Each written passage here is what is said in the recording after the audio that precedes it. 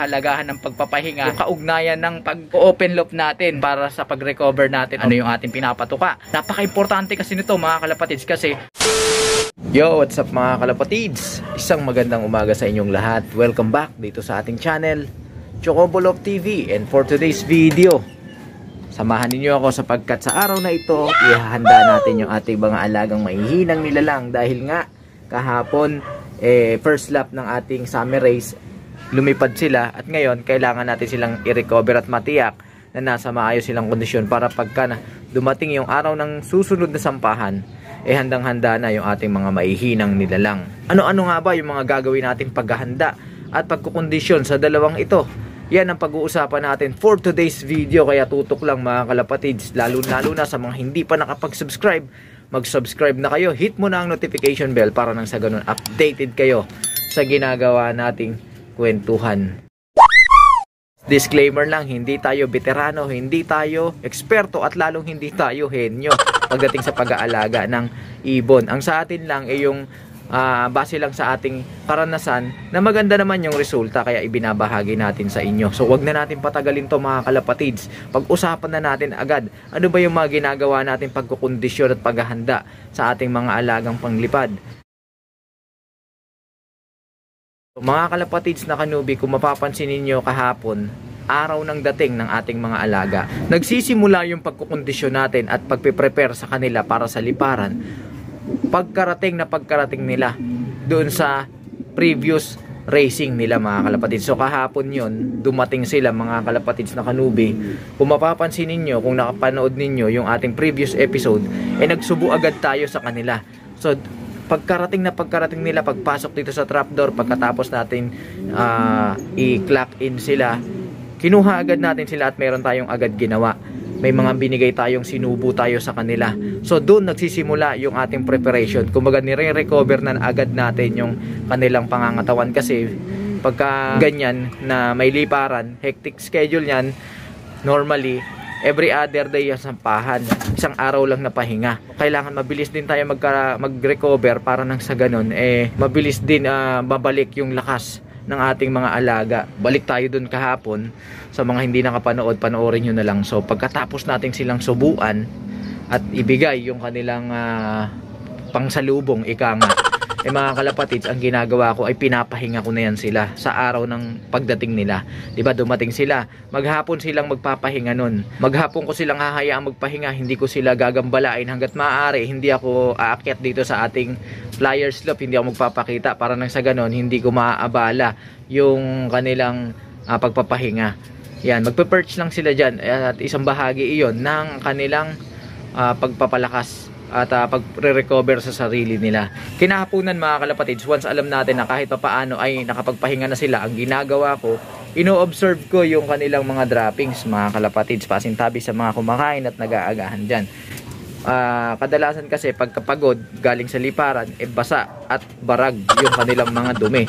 Pero normal lang yun, kailangan lang nila magpahinga at pagka nakapagpahinga, normally sa hapon bumubuo na uli yung kanilang mga dumi. Pero kung sakasakaling basa pa rin, bibigyan ko pa rin yan ng additional digestion aid, yung kulay itim na binigay natin kahapon dun sa ating previous video. Tapos sa hapon na yon, mag-open loop na ako nyan mga kalapatids. Yan, bubuksan ko na yung kulungan, titignan ko na yung kanilang mga ginagawa o yung kanilang behavior, kung nasa isang sulok lang ba sila, kung matamlay lang ba sila, nagpa-perch lang ba sila, o yung mga ganon mga kalapatids. Kahapon update ko kayo ang nangyari. Ito, pagod na pagod. Tapos ito rin si Zack Focus. Pero nung kinahaponan, pagka open loop ko, nakita ko medyo naging maganda yung response ng katawan nila dun sa ginawa nilang pagpapahinga o pagpa-perch ng mga ilang oras. Lumabas sila mga kalapatids, lumabas sila dito at nag-low fly pa. Siyempre, hindi nila pupwersahin yung katawan nila sa alam nilang mahihirapan at mapapagod sila. Kasi pagkagaling kasi ng liparan yan, mga kalapatids na kanubi, basag-basag yung kanilang muscles sa loob. Hindi man natin nakikita yan, pero internally, yung mga muscles and tissue nila may mga damage yan. Parang tayo din, di ba? Pag nag-exercise tayo, masakit yung katawan natin. So, ganun din yung mga yan. And ang kailangan nila ay magpahinga at ma-recover yung kanilang sira-sirang muscles para nang sa ganun mawala yung sakit. So yun nga, kahapon nag-open loop tayo at nakita natin na lumilipad sila. Ibig sabihin nun mga kalapatids ay medyo kahit papaano kayang-kaya nilang dalhin yung sarili nila. Medyo maganda yung kanilang naging pahinga. Pero totally ano na yun recover na yun. So tuloy-tuloy ang recovery sa araw na ito. So kahapon ginawa natin sa lubong, sinubuan, then pahinga, tapos open loop para makita yung resulta ng kanilang panandaliang papahinga. Ngayong araw na ito, yung kinabukasan, pag tapos ng abangan, ang ginagawa ko, yun yung binibigay kong araw para i-recover talaga natin yung ating mga alaga. So ganun pa rin, tamang pakain, tsaka mag-open loop tayo. Titignan natin kung sinong lilipad sa kanila, pero hindi tayo nagko-force fly mga kalapatids, kasi ang dahilan dyan para sa akin, kapag pinorce fly natin yan at hindi pa pala maganda yung kondisyon ng alaga, kawawa naman, sakit na nga ng katawan, tapos paliliparin mo pa. So kailangan din nila magpahinga. Napaka-importante ng pahinga, kasi baka mamaya puwersa tayo ng puwersa sa kanila, pagdating sa dulo wala na, hindi pala fully recovered yung katawan niya, na fully loaded na, stress na kasi yung katawan niya, yung muscles niya sa loob sira-sira pa rin, hindi na bibigyan ng sapat na panahon para i-recover. Ayun, ganun ang mangyayari. So ito mga kalapatids, maputol ko lang ating usapan. Ayan, ito si Zac Focus, di pa ako nakapaglinis. Dumumi, ayan, basa yung dumi niya ngayon. Ayan. So yan, inoobserbahan ko yan mga kalapatids. Pagka ganyan, medyo ibig sabihin niya hindi pa siya totally maganda yung kondisyon. At kahapon nga saglit lang to umikot ng ronda, tapos nagdito na nag-territorial na dito sa ating landing area. Samantalang ito umikot na to mga kalapatids.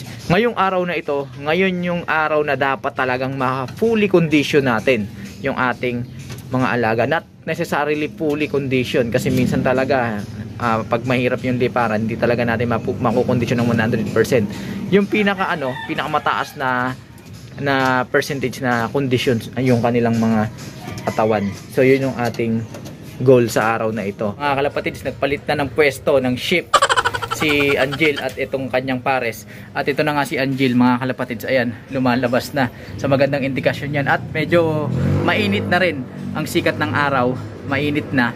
So kita naman natin performance niya, hindi siya yung nakalugmok at palipad-lipad lang siya. Although hindi siya nagro-ronda, pero kita nyo naman, kaya yan ang dalihin yung sarili niya. Ito naman si Zac Focus, kanina ay ganun din ang ginawa, kaya lang pumasok nga dahil naglabas ng itlog yung pares niya. Oh my God! Wow! Nagte-territorial siya, kaya understandable naman yan. So balik na tayo dun sa ating pinag-uusapan. Ano ba yung gagawin natin sa araw na ito? So base dun sa sitwasyon natin, at kanina napansin nyo, ito si Zac Focus naglabas ng dumi na basa. Ayan, malamang at sa malamang bibigyan ko yan mamaya ng pills o yung binibigay nating itim pang aid sa digestion. Liban sa digestion pill na ibibigay natin sa kanila mamaya para gumanda na at umayos na yung kanilang digestion, bumuo na rin yung mga droppings nila, ay sasamahan natin yan ng tubig na may probiotics mga kalapatids. Kasi kahapon nagsubo tayo ng bawang dito sa ating mga alaga. At ngayon, probiotics naman para bumalik yung good bacteria sa kanilang digestive tract. Yan na yung binigay natin, tubig na may probiotics. Paalala lang sa mga kalapatids na kanubi na kapag gagamit kayo ng probiotics at ihahalo sa tubig, wag yung galing direkta sa gripo. Kasi pag galing direkta sa gripo, may mga chlorine pa yun at malulusaw nun yung mga good bacteria na nandoon sa ating probiotics at magiging useless. Kailangan unchlorinated. At sa mga nakaraang video natin, napag-usapan na natin yan, pero para sa inyong kapakanan, para hindi na kayo mahirapan, ang gawin niyo, pwede kayong bumili ng mineral water. Yun, kung may pera kayo. Pero kung wala naman problema. Kuha lang kayo ng tubig galing sa gripo, tapos hayaan nyo lang na nakastock, walang takip, hayaan nyo lang nakastock sa loob ng 24 hours, mag-evaporate lahat ng chlorine nun na nandun sa tubig, and then kinabukasan dechlorinated na yung tubig na yun. Pwede nyo nang lagyan ng ano ba tawag doon? Probiotics na may mental block pa ako. Ayun mga kalapatid. So yun lang, ibibigay natin niya. At the same time, kanina nung nagpakain ako, hindi ko na lang na-videohan, ay nagbigay tayo ng grits mga kalapatids. Nasaan na ba yung grits natin dito? Eto, pasensya na kayo mga kalapatids, at ito lang ang grits na meron ako. Yung iba may mga shells, oysters, at iba't iba pa. Pero kasi ito lang ang grits na meron tayo. So ano, okay na rin yan. Ang importante dyan ay makakatulong yan, mag-serves as grindstone dun sa kanilang crop, na yun yung kumikis-kis sa kanilang makinain para madurog. So yun yung nagiging parang ngipin nila mga kalapatids. Pwede na!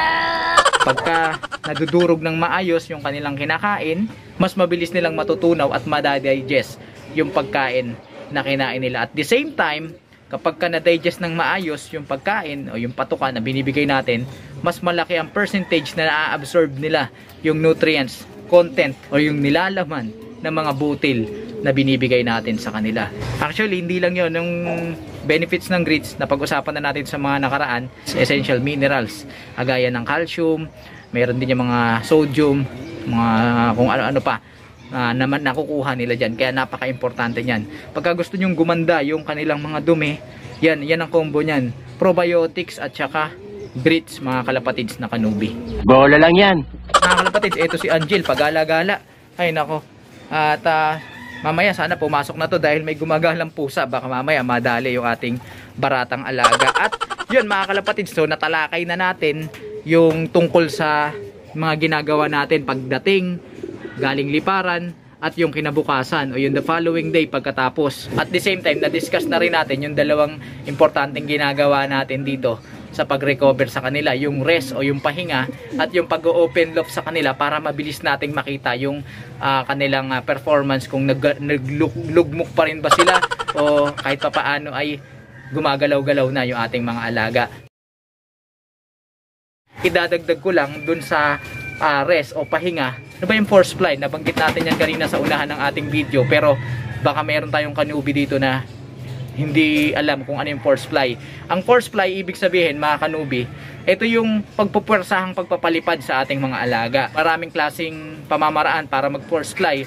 Halimbawa, yung iba, kinukuha nila yung alaga nila and then hinahagis nila doon sa di kalayuan sa kanila, kumbaga self-toss.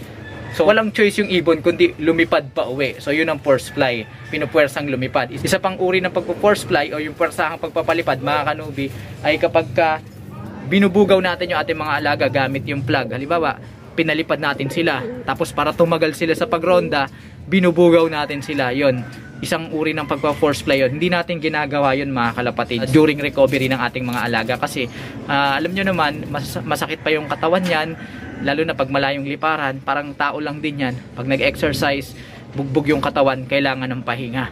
Kailangan ma-recover yung mga muscles and tissues na na-damage or medyo namaga, nagkaroon ng pagmamaga dahil nga sa patuloy na lang paglipad. Doon pumapasok yung importansya ng ating pag-open loop, kasi pag nag-open loop tayo, makikita natin kung ano yung magiging reaction nila, kung ano yung magiging behavior nila. Kapag nakita natin na gumagalaw-galaw na sila at na lumilipad-lipad sila, kahit pa paano, meron tayong idea na umu-okay na yung kanilang pakiramdam at hindi na ganun kasakit yung kanilang pangangatawan. Pero pag nakita natin na nandun pa sa isang sulok at lugmok pa, ayun, ibig sabihin lang nun, hindi pa maganda yung kanilang kalagayan. So yun ang importansya ng pag-open loop mga kalapatids na kanubi. Magkakarugtong yan. Alright mga kalapatids, natakil na natin o napag-usapan yung kahalagahan ng pagpapahinga sa sistema na ating ginagawa. At syempre yung kaugnayan ng pag-open loop natin, yung kaugnayan nun para sa pag-recover natin o para madali nating makita yung kalagayan ng ating mga alaga. Ngayon, ang pag-uusapan naman natin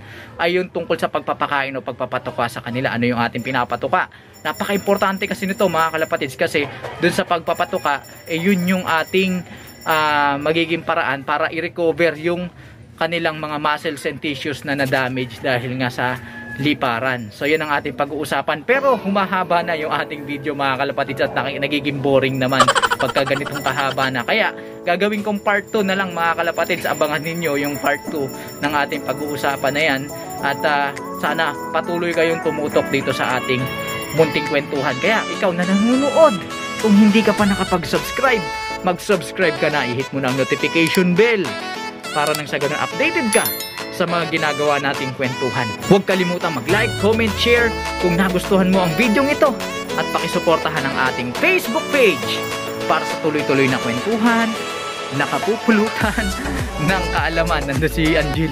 nag-e-eksperimento. Ayan o, ayan. Ayan. O yan, yan. Ayan, so, paano mga kalapatids? Hanggang sa susunod nating pagkikita. Paalam. Pasok ka na, pasok. Mamaya papasok na yan, tapos iinom ng tubig na may probiotics.